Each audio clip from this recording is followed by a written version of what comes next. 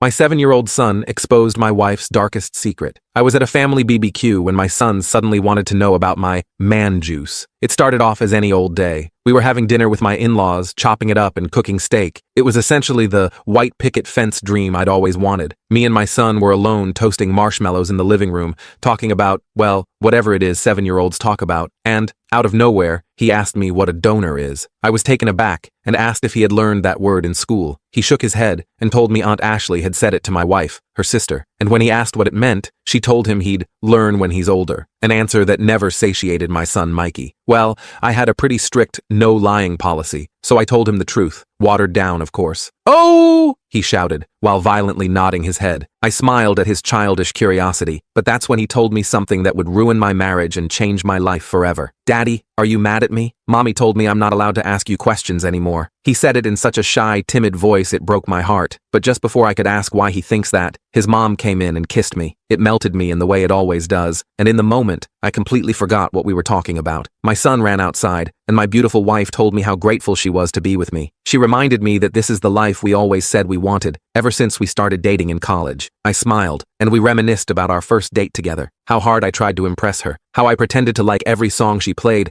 and how she added them to a playlist that she played 24/7 until I finally confessed 3 years later. We kissed, and it still felt as electric to me as the first day we met. We went outside and played with our son before going home and heading to bed, but while I lay there, with my arms around her, I couldn't shake this nagging feeling in my chest, because whenever I was around, my wife always encouraged my son to ask questions. We had decided a long time ago not to cut our son's childhood short like ours was. None of the puzzle pieces were clicking. I knew my only option was to confront my son directly. So the next day, while my wife was at her Pilates class, that's exactly what I did. After a lot of ums and I don't knows, Mikey finally spit it out. Well, kinda. He told me that Ashley and my wife were joking about how good of a donor Robert was. My heart dropped to the pit of my stomach. I plastered on a huge fake smile and told him that was just something adults say around their friends, and when he's older, he can say it too. I could feel the beads of sweat rolling down my forehead, but he just shrugged his shoulders and went back to playing with his cars. You see, Rob was my wife's first boyfriend in high school. He was the only guy before me, and he lived in Australia, while we lived in Cali. I panicked and immediately ordered a paternity test. The days waiting for the lab results were hell. Things just weren't adding up. By that point, Rob had been out of the picture for over a decade. Like, there's just no way, right? And second, our son looked just like me. He literally had my exact eye color, hazel green, and nose bridge, or so I thought, because after 2 weeks, the results arrived. He wasn't mine, but when my wife gave me her explanation, I wasn't even mad. In fact, I was even happier, getting to keep our family together and raise Mikey. I can't tell you what happened next in this video. The full story is on my